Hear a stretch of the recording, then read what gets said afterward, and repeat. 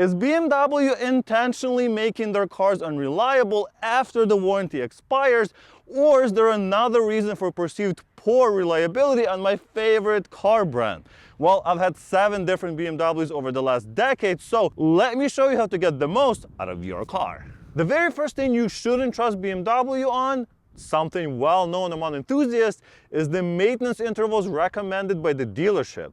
Just last week, I made a long video explaining how to choose a reliable BMW built in the last 10 years. But there are a few things you need to know no matter which car you own or buy. And the most important thing to know is that BMW does not always have your best interest in mind.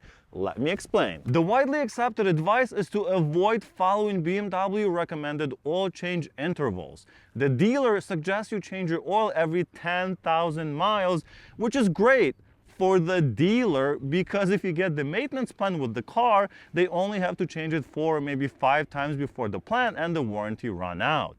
They don't care what happens after, as it's on your dime then. From thousands of owner reports, this is not good for the engine longevity, and if you actually go to 10,000 miles, you will most likely have to add a quart or even 2 of oil sometime after 7,000 miles. So don't listen to BMW and change your oil every 5 to 7,000 miles with high quality synthetic oil to extend the engine life. If you bought a car with a maintenance plan, simply do an extra oil change between dealer services if you plan on keeping your car long term. This simple and inexpensive extra step will save you money over the long term. Similarly, if you want your transmission, differential, transfer case, and coolant system to last, do not listen to the lifetime fluid myth. BMW says that all of these fluids are lifetime, but what they actually mean is that these systems are low maintenance. The transmission fluid should be changed every 50 to 60,000 miles to prevent shifting issues and costly failures in the future. Same thing for the differential and the transfer case fluids in the xDrive models. These require regular maintenance as well. Most recommend changing these fluids every 50 to 70,000 miles to avoid jerky acceleration or drivetrain binding and ensure longevity. The coolant system is also neglected a lot of the times, but checking the water pump, thermostat, expansion tank, and radiator for leaks and fixing those issues ahead of time will prevent overheating or possibility of getting stranded on the side of the road. The water pump and thermostat should last around 60 to 80,000 miles. This is one of the reasons why BMW's warranty ends at 50,000 miles. Most BMWs are leased and returned before the major maintenance issues appear.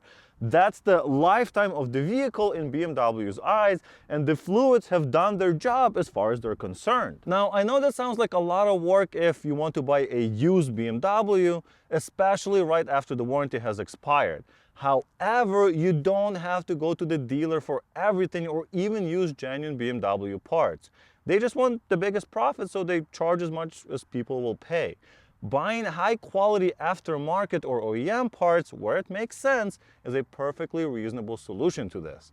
I prefer OEM parts, meaning parts made by the exact same company that BMW uses for their parts, except without the BMW logo on it.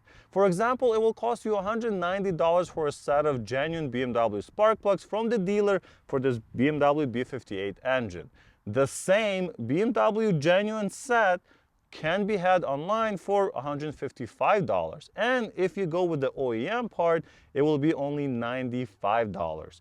That's half off compared to the dealer price for the same quality parts. Here's the list of BMW OEMs that will save you money. Another good way to avoid the dealer and save some money in the process is to DIY the easy jobs on the car. Now, I understand that most people are not equipped or maybe don't even want to do things like changing drivetrain fluids, but there are some very easy jobs. As an example, you can easily change the cabin air filter or even the engine air filter. This will take you 30 minutes max and save you a couple $100 each time. For those tougher jobs, finding a good, trusted, independent shop will save you thousands. Also, despite of what you are made to think, a lot of the service reminders you get in the car and your screens can be very easily reset in under 5 minutes. I have videos on how to change the cabin air filter, the engine filter, the rear brakes, and the oil, And in both of those cases, I show you exactly how to reset the reminder. Very easy from the iDrive system, and you don't even need an OBD2 scanner. Lastly, you don't have to listen to BMW when it comes to performance of your car, especially if it's out of warranty.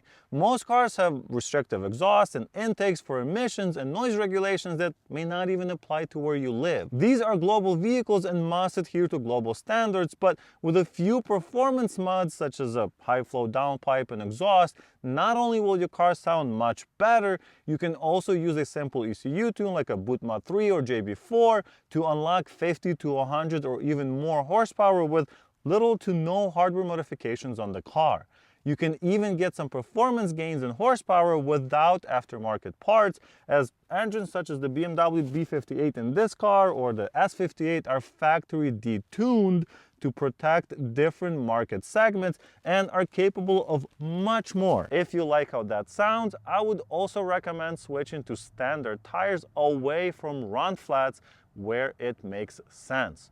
For example, it does not make sense on this BMW X7 as it's a family hauler and my wife drives it and it has a ton of sidewall. I'll tell you why that's important in a bit.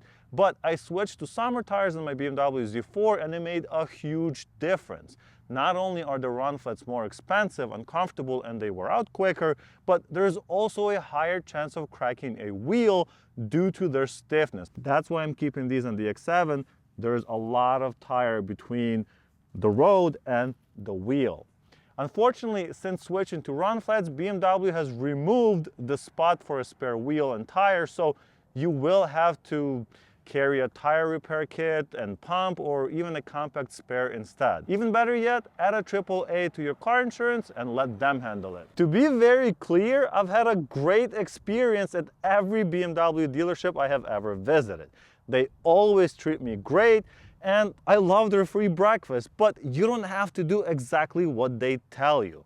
Same way you don't have to like, comment, or subscribe to my channel, but I sure would appreciate it, just like the dealer would appreciate your business. Also, let me know if I missed anything or if you think I'm totally wrong on this stuff. Thank you so much for watching, and I'll see you in the next one. Bye!